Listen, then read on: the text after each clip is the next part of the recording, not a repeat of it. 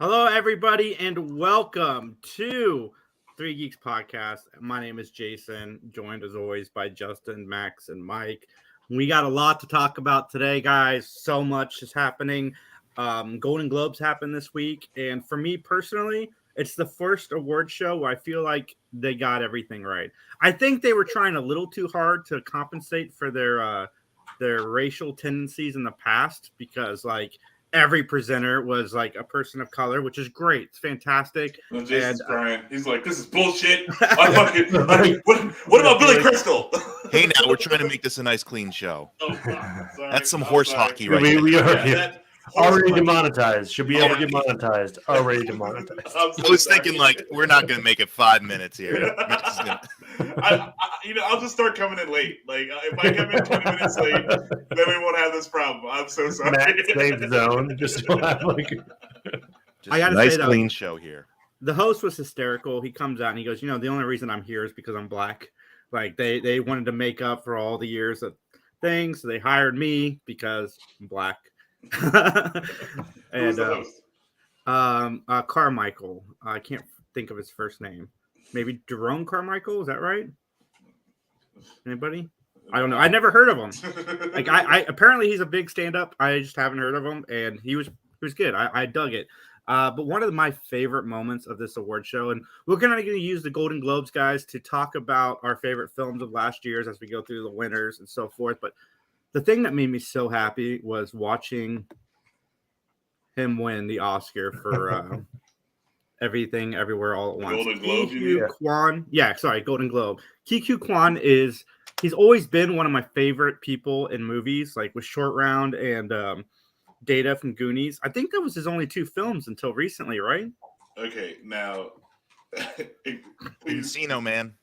please forgive my blackness or lack thereof. Now, is it Jared Carmichael or Gerard? Gerard. It's Gerard Carmichael. Good God. Jesus, Max.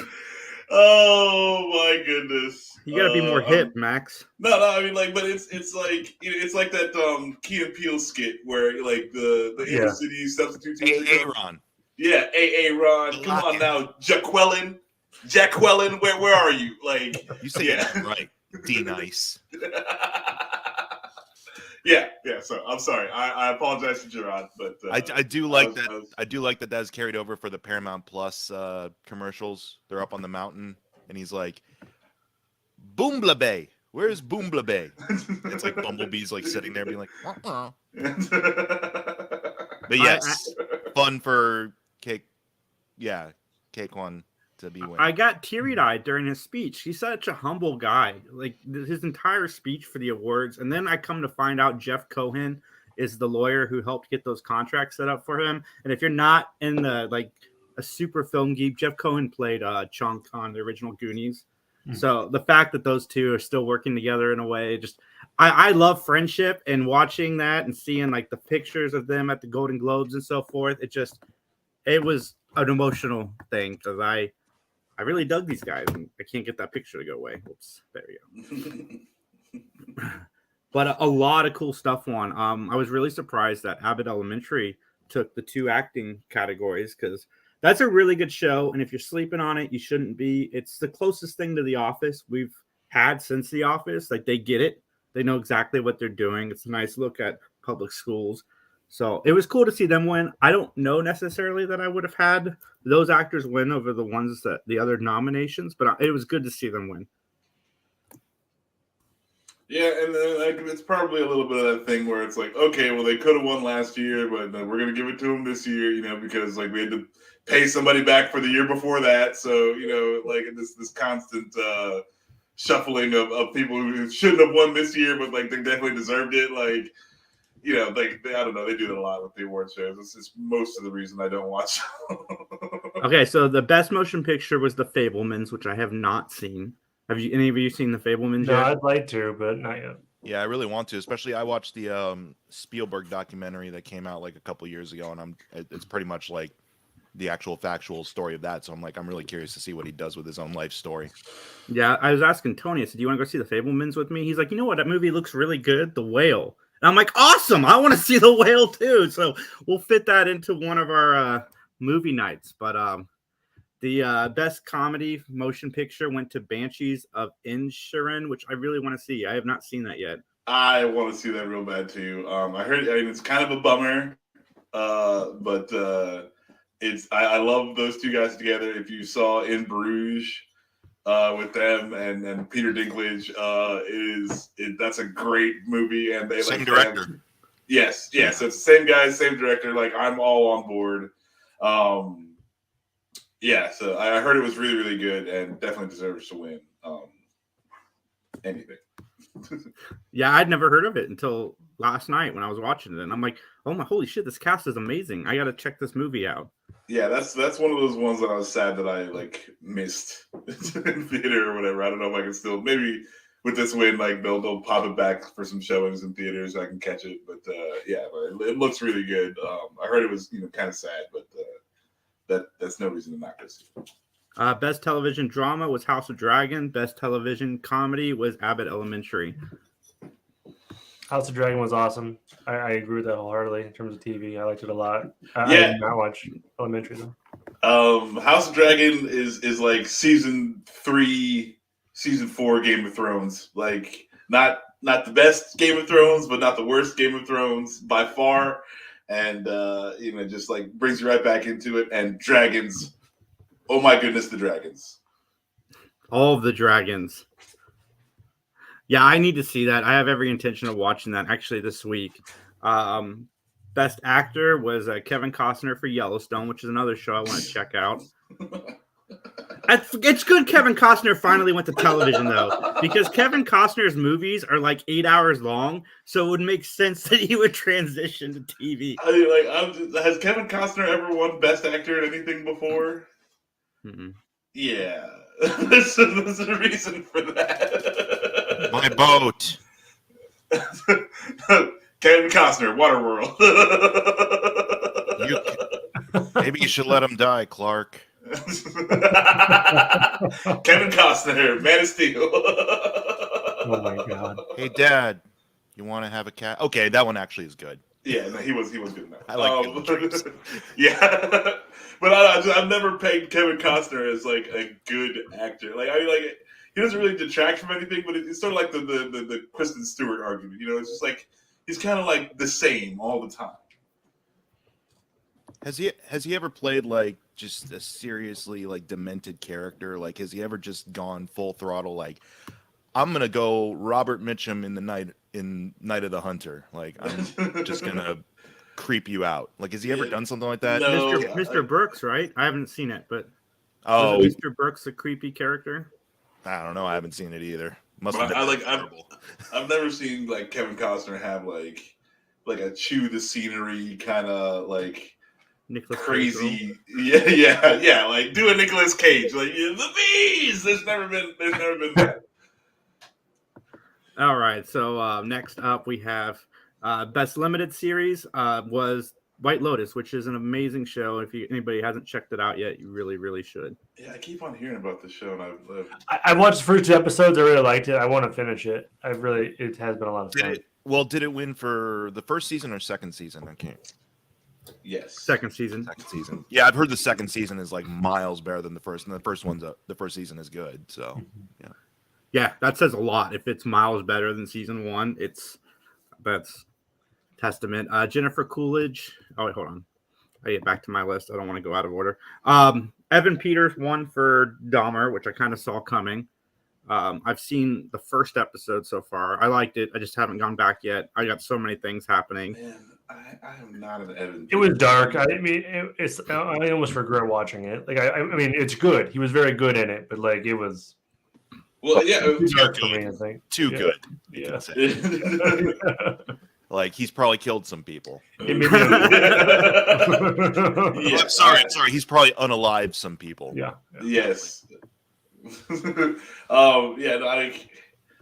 Evan Peters like came on to like my radar with American Horror Story, and he's always just been like a creepy dude to me. And I'm sure he's a lovely person in real life. Like I don't want to, but I just like he's always playing these creepy dudes, and then like Yeah, okay, of course. Who do they get to play Jeffrey Dahmer? Evan Peters, because he's a creepy dude. Like, that's I don't know. I don't ever want to meet that dude in person. And then this one is totally makes sense and worth it. Amanda Seyfried won for The Dropout. I watch a lot of TV. She had the best performance of the year, hands down. So I'm really glad it went to her. I know Max doesn't like to watch the news as a television series, but her portrayal of Elizabeth Holmes was just, oh my God. I went back afterwards and I watched the actual documentary of Elizabeth Holmes, and I'm like, I've already seen this because Amanda Seyfried was Elizabeth Holmes. Like, I don't need to watch the documentary because she channeled her. Like, the way she changed her voice to sound like is amazing. I will say, though, nothing beats the original's, like, bug-eyed expression. Like, nothing beats that. Like, it's going to be amazing. We're going to change the world with this product. Oh, my God. Such a good show. Yeah, no, that was good. It's probably one of my favorite series of the year. Jennifer Coolidge won for White Lotus. She was Finch's mom, or Stifler's mom in American Pie. Finch's mom. Oh, Gross. Among many other things, but yeah, everyone's going to know her as Stifler's mom. Yeah. Let's see. I like her in the Christopher Guest movies. Yes. In those. Yeah, all the mockumentary ones, she's just a force in. Yeah, absolutely. I think Best in Show is my favorite one of those. I need to see that. That's also got. You've never seen Best in Show? No, it's also got Eugene Levy in it, correct? Oh yeah. It's a whole crew of awesome comedians. Yeah. It is like any one of the Christopher Guest movies is worth watching. But like my favorite was Best in Show. But like She's her busy bee. Waiting for Guffman, is that what Waiting for Guffman's good. Yeah. Yeah. So there's a bunch of them. You need to watch them all. I personally like A Mighty Wind just because of all the songs. Like A Mighty Wind was really, really good too. Like, and yeah, it's weird how it gets you into like bluegrass music, like "Oh Brother, Where Art Thou" did. You know, like it's it's like they're all great. Like they're all solid comedy, and you should just watch it. And Jennifer Coolidge is amazing in all. Wow, like Christopher Guest is apparently black spot because I have not seen any of his films. So I'm gonna. Have you seen Spinal Tap? No. Oh my God! Spinal Tap is like the originator. Like Spinal Tap is like the progenitus. Yeah. Like, Christopher Guest was on that set and was like, "I'm gonna do this, but like for every movie." Yeah. But no, you know what? It's awesome though, Jason, because you get to experience all of these for the first time. Like, we'll watch some of these together just because they're great movies, and yeah, it's going to be a lot of fun. Sounds fun, man. Best Supporting Actor went to Paul Hauser for Blackbird. Best Director was Steven Spielberg for The Fabelmans. Best Screenplay was Martin McDonough. God, I'm going to butcher some of these names. Thank you. Banshees, yeah, for Banshees of. And then Best Motion Picture Non-English went to Argentina, which I might check that out. Was that the documentary? I don't know for sure. Okay. Best Actress was Cate Blanchett in Tar. Best Supporting Actress Julia Garner for Ozark, totally deserved. She is an amazing actress. She was in 2 really good shows this year, or 2 really good performances this year. Zendaya for Euphoria. That's a hard show to watch as a grown-up, I gotta say, but like that's a really good show. Best Actor went to Austin Butler and Elvis. Guillermo del Toro won Best Animated Film with Pinocchio. Michelle Yeoh won for Everything Everywhere All at Once. Colin Farrell, The Banshees of Inisherin. Nailed it. Thank you. Mike, help him out. That's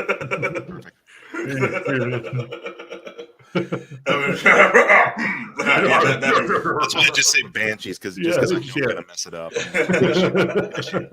And then Ed Sheeran in Ed Sheeran.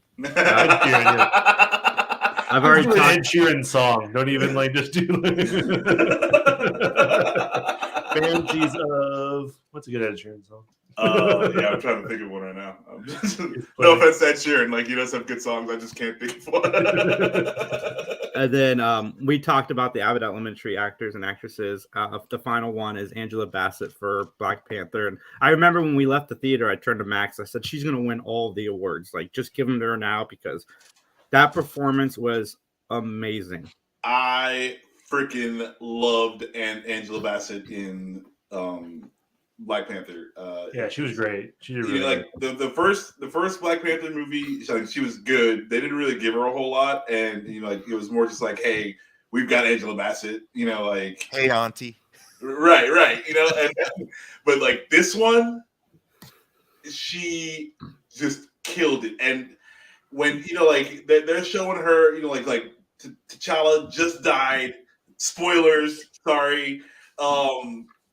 But like she's got to go to this UN meeting, and like she's grieving. You can see that, and like she gives this performance that is just the strongest, and like even the look of her is aggressive, and like that's not where she's at in her heart.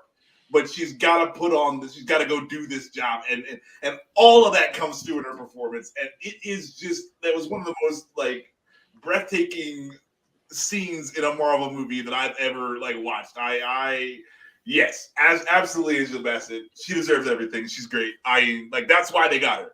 That's why they got her. Like, they finally showed us why they hired Angela Bassett. Absolutely, man. And Marvel, absolutely. But in film in general, one of the best breathtaking scenes I have ever seen as well. But yeah, totally deserved. Those are the winners. I was really happy to see that everybody that I thought should have won. And that I've seen like everything that they was nominated except for a few things. That made me feel special, I guess. My life had meaning. I watched all this media for something. Validation.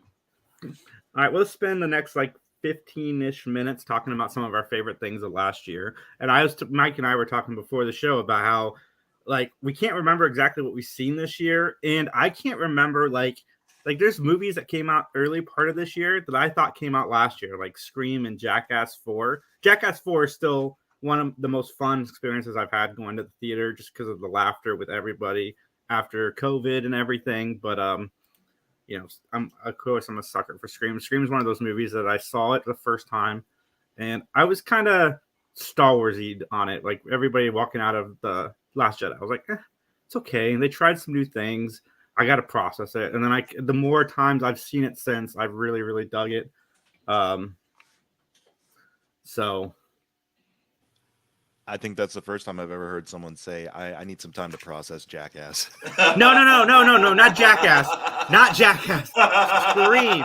Oh, Scream. I'm sorry. I don't know. I thought I had heard Scream in there for some reason, but I thought you were still talking about Jackass. Yeah, I had to really think about the penis ping pong table that they did, and I had to process it because I didn't know how I felt about people smashing their penises as a ping pong racket. But I think we all know how we feel about that. Yeah, highly uncomfortable. When is the Scream 6 is coming out this year? It's coming out in March, and apparently they made 5 to appease Wes Craven fans, and it was like a tribute to Wes Craven. So they stuck closer to the formula, and then this one's going to blow the formula up. And according to the people that have seen it, it has. So I'm looking forward to something different in that universe, other than being in New York. Maybe this slasher will actually take place in New York and not on the boat. It's all going to be in one room. It's going to be a house party. House party. That's cool. Uncharted came out in 2022. Yeah. See, that's what I'm saying, man. 2022 was one of the longest years. It felt like 5 years rolled into one, especially like the last 4 months. Oh man, that movie was. I still thought last year was 2019, so it's because of Morbius. Let's just blame Morbid time. Yeah, because that should have been out like 5 years ago, and it just Morbius should have been out 20 years ago. If Morbius came out in 2000 or 2002, it would have been the greatest superhero film of all time. I don't know, man, because I couldn't even watch it. I watched 15 minutes of it, and I'm like, Yeah, but like, there's better stuff on. Think about you that went to see the first Spider-Man movie. That guy would love Morbius. That's that true. guy for me was drunk. And he would have loved Morbius. He did not know what was going on. Oh my goodness! Yeah, I'm just like looking through the movies that came out this year. It's weird because I didn't realize. I thought for some reason this was a 2021 movie, but X. I went and saw. Oh yeah, X this is and, fun. liked it, and then I didn't even realize like the prequel Pearl had come out in the same. Like I still need to see Pearl. Yeah, there's 3. There's one more coming out this year. Yeah, there's going to be one about the actual final girl from the first movie. I mean, she's playing all the characters, so Yeah, I I've kind of heard. like that. X and Pearl are considered the 2 best horror films of the year, so I can't wait to check them out. I haven't seen them yet. No, Pearl's like, streaming, right? There was some good horror this year. I kind of like that. They were just like, we're just going to hang out here and make 3 movies for the Make year. a universe. Make a universe in like a year. mm-hmm. I really like Reacher. He has like that type of TV show. I was expecting to like it. I not really read many of the books, but like the dude from what was it, Blue Mountain State, the crazy linebacker dude is Tad. Reacher in this. Yeah, Tad. Thank you. I can't wait to see He it. was so good in Reacher. I love like, Blue Mountain State. I will support him in anything because of how much I liked him in Blue Mountain State. He cracked me I up. will say, I've seen clips of Reacher, and I like the Tom Cruise movie for what it was, but I gotta say he actually fits the description of who he fits Reacher the role. is. Yeah, he fits the build of what Reacher would be. Gigantic ex-Marine. And yeah, from Blue Mountain State, I like how far he's come as an actor. Honestly, he was the only thing I really liked about the Michael Bay Ninja Turtles movies because he was Raphael. Fair enough. Yeah. Okay, I didn't know that. Oh yeah, credit to those crap films. He was Smallville's Aquaman. Oh god. Oh, that's who that is? Yeah. He's come a long way. A long way. All right. So I'm into February right now, and I mean, obviously the Batman. We all liked the Batman. yes, the Batman was a solid Batman flick. I'm interested to see if they, if they get to make more of those. They're making a second one. Did any of you guys watch RRR? No. No, I want to. I have a bunch of friends at work that told me about it that I needed to check it out. But I did There you not. go. You got to get on RRR. I'll get on Abbott Elementary if you guys get on RRR. Yeah. What? Have you guys watched The Northman? I really liked it. The Northman was awesome. I liked it. Yeah. Yeah. I don't like it as much as The Lighthouse or The Witch, but Fair in enough. terms of like, Fair it's enough. still a good quality from what's his name, Robert Eggers. Yeah, I loved Willem Dafoe in the Northman. Yeah. the head of Willem Dafoe is great. Well, do you guys ever play? Why am I spacing on it? The PS4 game, whatever, the Ragnarok. The prior to that, I know you God showed of War. a God of War, the trailer Northman for one. the next one. Yeah, like he has a head attached to his his Yeah. hip and talks to him throughout the game. So that reminded me of that. It is amazing because I was watching Tony play, and the head actually, you can see the mouth moving as the game is going. So as you're fighting, the mouth on the head is actually moving. It was pretty impressive to me. What about Prey? I really like Prey. That was the new Alien movie, not Alien Predator movie. Oh, that was good. I like Prey. Yeah, Prey was I good. like that a lot. My one quibble with it is that they have the regular version, then they have the Comanche dub. Yeah. I would have loved it though if they had just. I know it would have been a lot of work, but if they just filmed in Comanche. Yeah, that would have been cool. I like that a lot. Yeah. Oh yeah, no, that would have been next level. That was- that would have been a lot of work for sure. But that would have been next level. I We think my talked- favorite things about Wakanda Forever, right, is them doing the Mayan stuff, them talking in Mayan. That was sweet. Yeah. We talked a little bit about the menu last week. Mike, you finally watched it. What did you think? I really liked it. I didn't anything I had expecting going into the movie. I definitely, it was subverted, but in a good way. In that sense, I liked it a lot more than a lot of the other films that sort of subverted things. Like Glass Onion, I thought was okay, but it's not a really engaging kind of thriller crime thing for me. But no, the menu, I was not expecting that, and that was a trip. And I definitely liked all the performances and the character work that was being done. It's definitely a character-driven film that I really enjoyed. It's not a horror film, folks. I've seen a lot of people on Facebook mad because it is, but it's not like gross. It doesn't take itself seriously enough. There's a demon behind the fryer or something like that. A lot of people on Facebook were mad because it wasn't really scary. It was more comical, they said. And it's because it's classified as satire. So go into it knowing it's satire because it's great. It's a great satire of like a Gordon Ramsay. And I did get Five Guys afterwards because I was like, I need a cheeseburger. Top Gun 2, Yes. Yeah. That's still in theaters. You have to try to get it to Avatar. Oh my goodness! I was so pleasantly surprised with this sequel. It's not it's not gonna blow it's gonna tug at your heartstrings or like blow your mind in any way. But like I was wondering how they're gonna do Top Gun 2. I'm like is it gonna be any good? And yeah, it's just better. Like it's everything Top Gun. They just distilled it down. They've got better jets. They've got they're still out there. They've got the playing with the boys scene. They've got everything from Top Gun, except for maybe like nobody really feels the need for speed in this one. But and no Kelly McGillis. But but they make up for it with an admiral's daughter. So.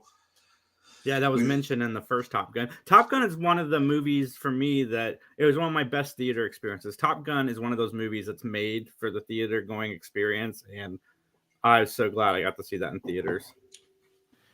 I really dug Crimes of the Future. I know I haven't seen it yet. It's really good. It's Cronenberg, right? Yeah, Cronenberg. So nope. I know you're into the Cronenberg right now, Jason. I know Max is especially into the Cronenberg. So Max should definitely see it. Almost like he should be forced to see it. Oh, terrible. I did finally watch Elvis. I liked Elvis. Did you? I liked it a lot. I know it's not probably the most factual experience, and I have my issues about music biopics overall, but with this one, it's just like, you know what? This is just a ride and a half, so I'll ride it out. At least it's a fun, non-factual thing. It's not like, I don't know, Blonde, which wasn't.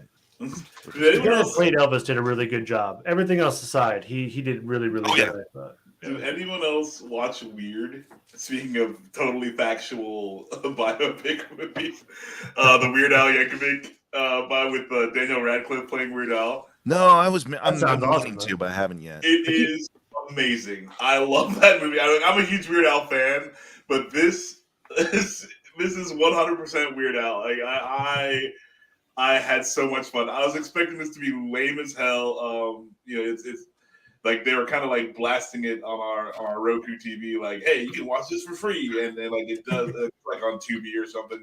You have to watch it like with commercials, but it's fine. Like it is hilarious. It just 100% true, 100% factual.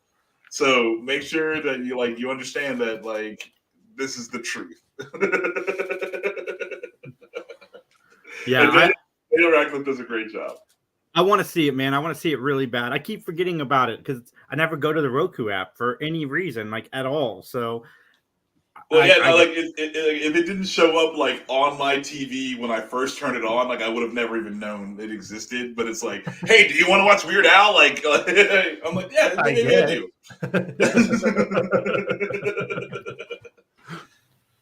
Nope. Great movie and also a decent response to do you want to watch Weird Al? I was like, I don't know how to segue this. Nope. Nope was so good. I was, I don't do a lot of horror, so I was hesitant to watch this one, but we've talked about this before. We really love director's name. Jordan Peele. There we go. Really love Jordan Peele, and his movies have been pretty solid so far. And Nope was an excellent addition to the old library there. Crazy movie. The chimpanzee scene. Oh yeah! Oh my god! Blood dripping. I speaking of horror, Nope. Oh, not Nope, but the Black Phone and Smile were two of the best horror films I've seen in a while. Let alone like they came out in the same year with all this other great horror. I don't want to talk about Smile. Is it still haunting you? I just don't want to bring that back into my life.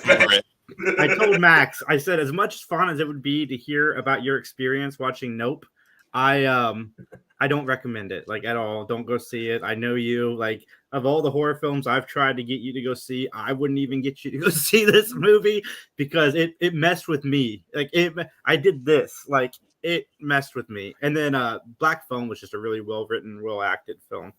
Ethan Hawke is great in horror movies. Yeah, I was thinking about that. I'm curious to see it just for him.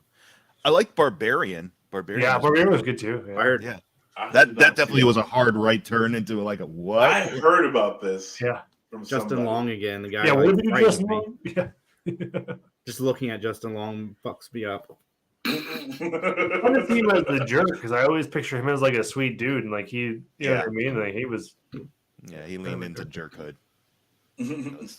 But that was funny too because then you have what's his name, Bill Skarsgård at the beginning of it, who you expect to be the creep because that's what he's played for like 5 years now. Is the creep, and then it's like, oh, okay. Nope. Yeah. Yeah, I fully expected her to be trapped in the basement because of him. But then, nope. Yeah. We mentioned this during Golden Globes talk, but I really, really like GDT's Pinocchio, Guillermo del Toro's Pinocchio. I want to watch it. I bet it's really good. I have not watched it.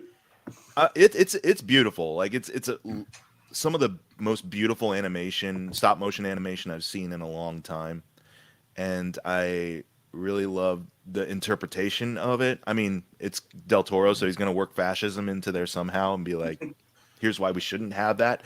And it works, but it works because it's like it feeds into the Pinocchio story really well. I love the creative liberties he took with the designs and the world building, and yeah. I watched the wrong Pinocchio. I watched the live action Tom Hanks Pinocchio. And Pinocchio, yeah. I'm not even sure if that was. Oh, you mean Tom Hanks on a green screen with stuff? Yeah, that's what you mean. Doing an Italian accent. Yeah, it's worth a watch. Just to like not as a good movie, but as maybe like as a sign of things like not to do or it's just here's what you're doing. Yeah. Apparently there were 3 Pinocchio movies this year, and there was another one starring Pauly Shore. What? Was there a Pinocchio? Whoa, what is that? I want to watch that one. No, you don't. It's like a Russian bootleg thing that Pauly Shore was like, yeah, give me $50, I'll voice something. Buddy. Pretty much. Oh my god. This is real. How did I miss this? Now it piqued Jason's curiosity. Yeah, he'll watch that tomorrow. If Jason watches it, that'll be what they need to get over the hump. It's like, okay, we made money. We did it. Did 2022 expose Tom Hanks' inability to do like any type of like voice acting? You know what I mean? Like he's good for Tom Hanks, but he's not good for like Italian accent wasn't good. His Southern accent sucked in Elvis. Like I didn't mind his Southern accent being terrible in Elvis because the Colonel's a monster. So I don't mind him becoming a Batman villain. Yeah, I mean, we knew his Southern accent was terrible from Forrest Gump. Yeah, can't do Italian, can't do Tom Hanks. It's like Sean Connery in The Hunt for Red October. He's a Russian guy, or the Highlander, where he's supposed to be Spanish. Yeah. Like just make him from where he's from because that's the only explanation for how he speaks. Ole, I'm Ramirez. I mean, it makes sense. I was stationed in Scotland for my whole life. Hunt for Red October, it makes sense because the whole thing about that is there's a turnover point where they go into just English because it's a stylistic choice because you don't want to have them speaking Russian the whole time because they'll butcher that. So it's like, okay, let's just have them talking their regular voices now and just say like, we're just hearing the translation suggested in the movie. So.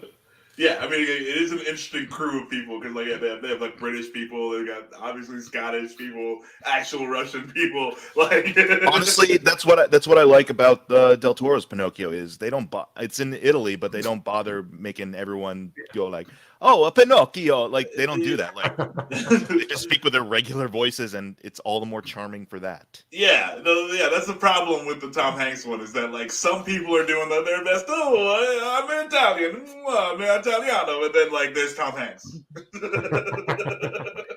Well, as we transition into the game and comic book portion of the show, I do want to let everybody know that Remake Revolution is coming back next week. We are teaming up with Some Nobodies and Jack Wallace from Scribble, the Scribble magazine here in Columbus.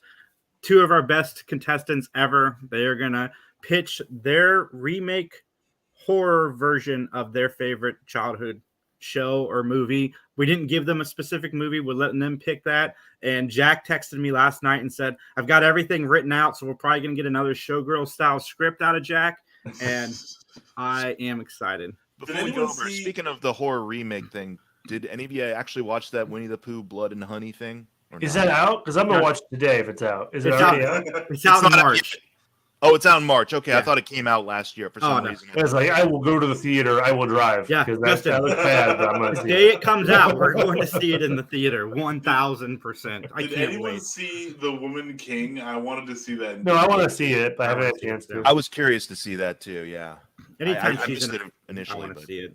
Yeah. It looks cool. I mean, I'm all for like war stuff, so I'm cool to watch ladies beat up people. Great. Yeah. I mean, you don't need war for that. You can, That's true. There's sites you can visit, Justin, with Safe Search. Oh my! You can watch women beat up people for a monthly subscription. Oh wow! Goodness.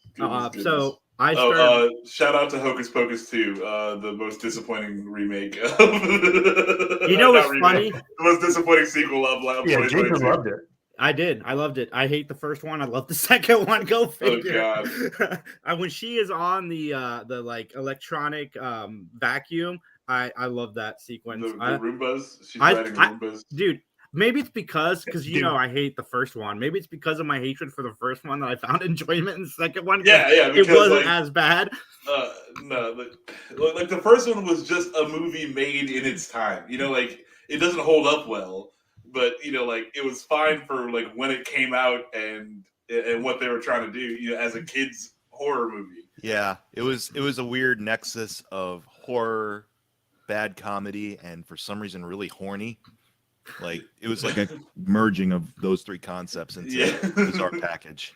Right, yeah, but I if you're there in the time, then you dig it. Like, sure, whatever. You're like, I'm fine with the first Hocus Pocus, but this sequel was like, yeah, it wasn't it. I'm sorry, like it just was not it. So one of my favorite Walking Dead storylines is from the video games, the Telltale games. Absolutely love it. I absolutely adore the character of Clementine. I think she has the best journey out of any Walking Dead stuff I've seen so far, and most consistent story-wise journey. So, of course, when they announced the Clementine book, I was going to grab it and check it out because, again, best thing Walking Dead. And I bought it the day it came out. It's been sitting on my shelf for like months, but I finally am reading more, so I picked it up. I'm only halfway through, but it's just as good as I can. It's not. I shouldn't say it's not just as good. It's slightly a down spot, but it's not too far down. Like if the game series is way up here, I'd say the book is like right here, so it's close. But I'm digging it so far. Absolutely loving it, and I recommend it if you liked Clementine from the Telltale games, which we might get more of her in those games in the future because I know they're making some more. So we'll see. But so far the book is great. It's more the same. They didn't like lose any of the character within that new iteration, and the writer's great. Awesome. Yeah, no, my wife really liked the Telltale games. I kind of like she'd be playing, and I would like just sit down and watch her play every now and again. And yeah, I mean, like, it was decent Walking Dead as far as I was concerned, but like I'm just burnt out on the Walking Dead. So like I didn't really get hardcore into it, but no, she really liked that character. So like that's cool. You can't protect him, Rick. You can't protect Rick. I am going to finish The Walking Dead only because I love Jeffrey Dean Morgan and I want to watch his spinoff. And I've heard the show got better once Rick left. Like, I stopped watching the second it supposedly got better. So, but it's still the same story. It's still the exact same story. Yeah. I mean, yeah, I kind of lost interest after the first season, honestly, because I'm like, this is what it's going to be for however long it goes on. It's just going to be. I appreciate people doing 3 or 4 season shows and just being like, we have told our story. Yeah, we have told, like. Oh my God, or even just one season. Whatever, like, hey, yeah. Whatever it takes to do your story, but don't, like, milk it. Don't, like, drag it out. Don't DBZ it. I mean, the problem is us, too, because people just keep coming back where it's like, yeah, there's something to this. Let's milk it. Sometimes I have nipples, Fokker. You want you gonna milk me? Sometimes the creators don't have a choice. Sometimes the network will say, okay, you want to end the day in 3 years? Give us 4, give us 5, and you can end it in 5. Like, there is negotiations to that. So that's more network stuff. Sure. But, yeah. There's a whole bunch to it, but I do appreciate a very concrete finite story. Arrested Development, as much as we begged for more, we shouldn't have gotten more. Like, I didn't hate the more that we got. It's just, it's not the same. Like, the first 3 seasons of Arrested Development are a perfect story. Like, you can watch season 3 and pick up stuff from season 1 that you didn't. It's just, yeah. But Justin, did you read anything on ComiXology this week? I did. I read Moon Knight issue 1 just because I was curious. I watched the TV show and I didn't know much about Moon Knight. The first issue is mainly just learning about like him, right? This is the opening into like his character in the Midnight Mission, where he's trying to protect the people of the night, right? In terms of we lost Mike. Bye, Mike. Mike's like, they're talking about comics. Mike's like, fuck Moon Knight. Oh, I'm sorry. That's 2. It's 1 for me and 1 for Max, guys. We'll put the money in the jar. We'll save it for the next Scene Snobs charity thing, and it'll be fine. I can't help myself. Yeah, it just kind of like learning about different things that goes on in the Moon Knight universe and a little bit more about the god he serves and things like that. But I don't know. It was fun to learn about the comic version of Moon Knight because I've seen the television version. I like that a lot. That's also a call out probably for last year's television. I like Moon Knight. Nice. It's not on ComiXology, but I am reading a manga now called Sakamoto Days, and I am loving it. I might have talked about it for a little bit on the podcast, but it's basically like, what if John Wick, instead of his wife being, his wife dying of cancer and his dog being brutally murdered, what if he would have been happily married and opened up a grocery store instead and got fat? I love that. It's so much fun. I'm really hoping they turn it into an anime series because this will be the second manga that I've watched or that I've read that if they turn it into an anime series and I get to experience both of those things. And the first being Chainsaw Man, which I'm enjoying. But it's if you like manga, check out Sakamoto Days. It's a real fun read. That's awesome. Nice. I'm digging that the 2 weeks we haven't mentioned, like, I mean, Moon Knight a little bit, but not really. Like, we haven't mentioned any of like the mainstream comics. We're all like on different universes. Well, this manga is like shonen, so it is like the most mainstream you can get. But as far as that niche is concerned, all right, Max, tell me about Dominaria Remastered. Dominaria Remastered, the new set that just dropped from Magic, is a fun. It's sort of like a master set. It's a reprint set. It's not like a full. It's none of these cards are going into standard or anything like that. There's a lot of good cards to be picked up from the set. It's looking like I think the most fun experience you're gonna have with this is drafting. There's just like a lot of good cards. If you've been playing Magic for a while, this is for you. So it's just like a lot of the cards from any of the sets that had Dominaria that happened on Dominaria. Like Dominaria is where Magic started. It was their original plane that they started on. So it's got a good, like, you can get a Shivan Dragon in there, and I think it's hilarious because like they've printed the card Shivan Dragon so many times. Like they handed it out in like welcome packs, like free giveaway welcome decks that you can get. So like I think it's funny that people are like, "Oh man, I hope I draft this Shivan Dragon." I was like, yeah, I feel like I have 4 of them somewhere, like just stashed away. Yeah, I mean, I'm sure I have like 17 of them, and I never intentionally take home a Shivan Dragon. Like it's I'm sure if you don't even play Magic, you've got a Shivan Dragon. There's one in your sock drawer. But yeah, so it's a cool little set, and you know I think this is the second plane that they've like remastered. They did Time Spiral before this one, and it kind of fits in with the Masters sets. So you know it's just like a bunch of the good cards and you know pulled together. But you know it's cool. There's a lot of cool art. They're doing a lot of cool retro border stuff. So stuff that didn't get a foil before, you get an old looking card like with foil. So that's kind of cool. It's fun. Nice. It's funny because I was watching your video on VGMX, the Nerd Emporium, and I'm watching you open the packs for Dominaria, and I'm like, these cards look familiar, and this is me. Like I'm not like the super big Magic player, and I'm like, that's a reprint. I played with that card. Yeah, for sure. You should be experiencing this. This is normal. It's just it's a short set and you know like limited print run. So you know, again, and I'd say like the most fun you're gonna have with it is drafting. There are some chase cards in there. You can get like a Force of Will. If you get like the borderless foil Force of Will, it's like hundreds of dollars. But you know, like mostly I think this is, you know, like just about the nostalgia and about like good cards being put together. So yeah, I would say go out and draft. Go to VGMX and draft. We're having events all weekend and Monday and next Friday. So you can shameless plug there. We got Mike on his phone. I'm gonna move Mike. Mike's in a Beastie Boys video. My whatchamacallit, my laptop decided to hiccup on me. Okay. Hi. Technology fails us gathering and quit. All right, Justin, before we wrap up, what is going on with D&D?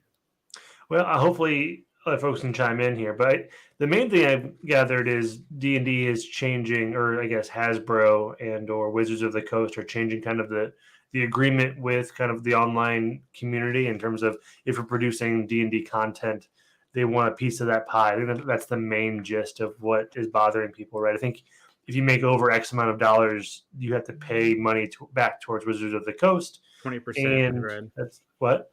20%, I believe. 20% back to Wizards of the Coast. Which who do they think they are? The American government? Like what? That's right. We're taxing you for having our thing that you helped build, right? Because like, who was talking about D&D before Critical Role? Like, I still played it, but it was much smaller, right? It wasn't like we're not Vox Machina-ing it up, but it's just like I don't know. It just seems cheap, and I feel like they're doing the same thing to Magic. So it's like Hasbro's taking a lot of L's right now for the community. I don't know if it'll punish them, but. I'm hearing they're going after like board games too, like Cthulhu, the board game that Dan kept trying to get us to play. Yeah, they're going after them because it's D&D inspired for part of that pie, and that's crazy to me. Like if you really sat me down and tried to convince me, you could convince me like, okay, you guys are using our product to make money. I can kind of understand that a little bit, but the fact that they're going after these other games, like that's crazy to me. Yeah. I mean, to me, stuff like this is like rising tide raises all ships, right? I mean, like you're just helping your community. Like, what if they found D&D through these other games? That's a very plausible thing. Like, but also, like D&D is not cheap. Okay, those books are expensive. Yeah. All those miniatures are expensive. We already paid you. Like, this is mine now. Like, I get to do with it what I want. That's the whole freaking point. Yeah. Like, go F yourself. Like, this is not.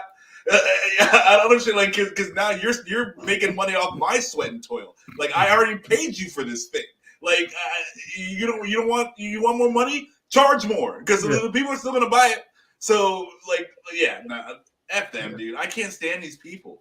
Like, Hasbro is just actively like they're doing what they do.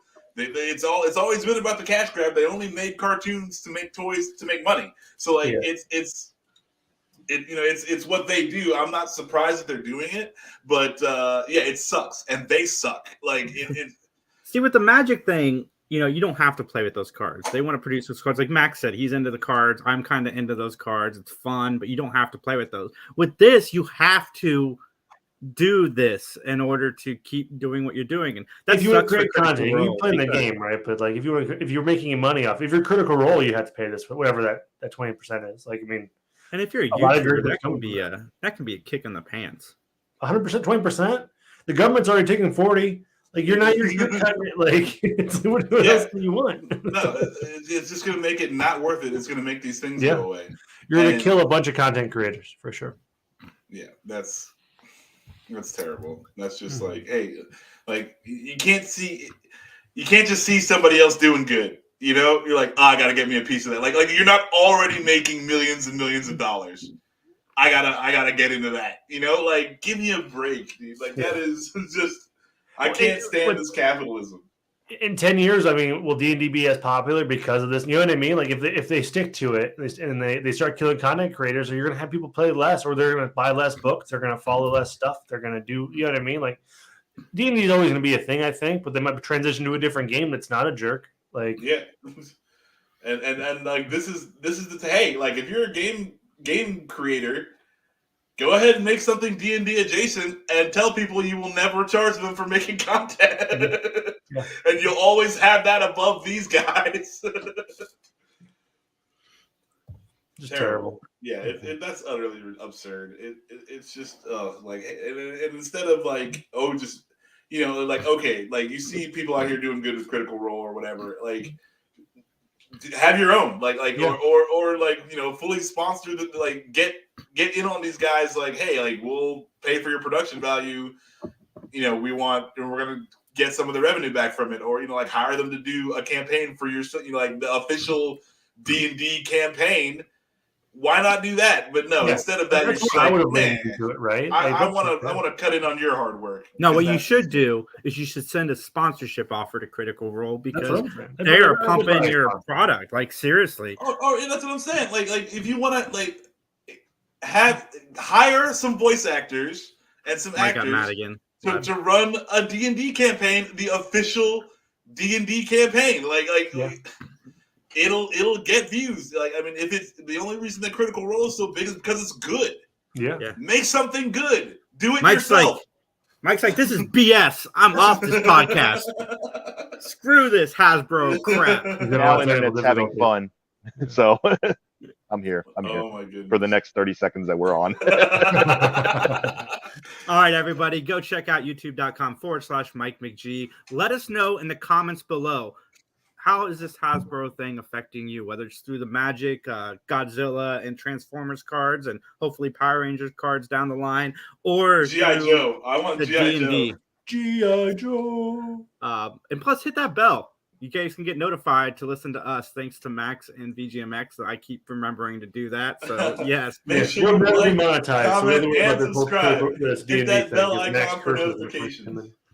Absolutely. And we've got some awesome interviews coming up this week with the two of the cast members from Three Pines, and a lot of stuff down the pike. Like, things are changing and things are happening. So stay tuned. I did not make an outro because I couldn't get my editor to work on my computer. But hopefully this week. I'm not coming to your house. It's fine. My computer just doesn't work. It's a tech fumble day. Tech fumble kind of day. All right, everybody. I'm going to Bob Evans. Have a great week. We'll see you guys next week. Down the farm. Recycle your droids.